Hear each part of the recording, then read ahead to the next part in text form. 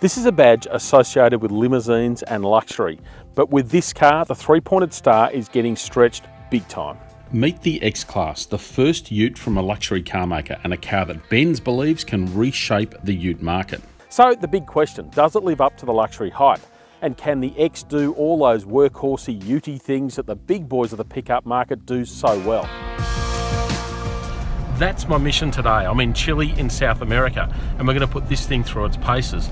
But first things first, yes, it has a Mercedes-Benz on its nose, but under the skin, this thing is more Japanese than German.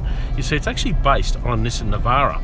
All the basic underpinnings and so on start life as a Nissan. It even comes out of a Nissan factory. Not that you'd know it from the outside or even the inside. Designers have done a fantastic job of making this look, feel and smell like a Merc. Now, the deeper you dig or the closer you get to things, the more you start to realise that it's more about the look than the actual attention to detail and the full-on luxury. Things like these plastics, they're just a bit hard and a bit un-Merc-like in some ways. And there's a few chinks in that German armour. When you look at things like the key, check that. It's a Nissan key. And it's a similar story underneath. Yes, there's a lot of Nissan there, but Merc has done a lot of its own tweaking, starting with the basic body. The whole thing's 70 millimeters wider, which not only gives it more visual muscle, but it also places those wheels further out into the corners, so theoretically, more stability. Under the bonnet is Nissan's 2.3 litre twin-turbo 4-cylinder diesel, mated to a 7-speed automatic.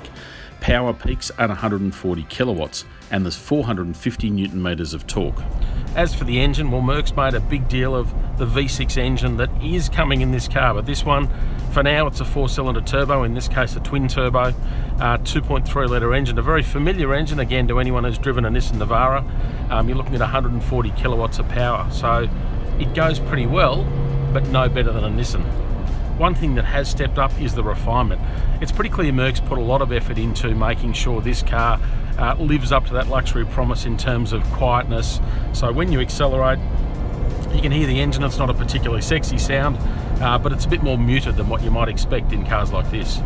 It's clear Merc has put a heap of effort into the way this thing drives.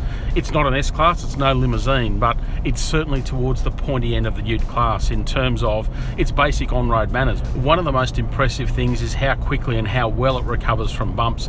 They've obviously done a lot of work with things like shock absorbers to just tie it down a bit better than a lot of the utes out there.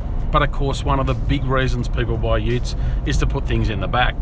Merc says you can have up to 1.1 tonnes in the tray, so it's a lot of weight, and the big question is how this car is going to go with that much weight.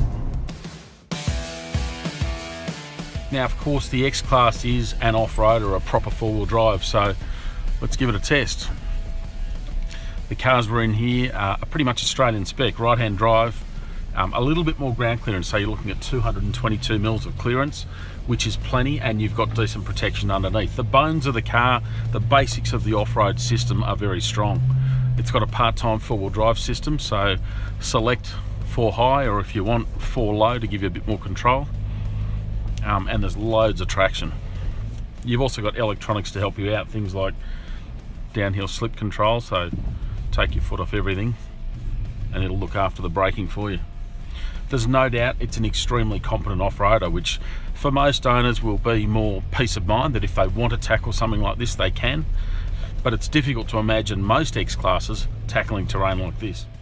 There's no doubt the X-Class is a big step up over the Nissan it's based on, but it doesn't set any new benchmarks. It ticks a lot of boxes, is great to drive, has fantastic safety features and looks the business, but it's no load-lugging limousine. Time will tell whether that's enough to charge a Mercedes premium.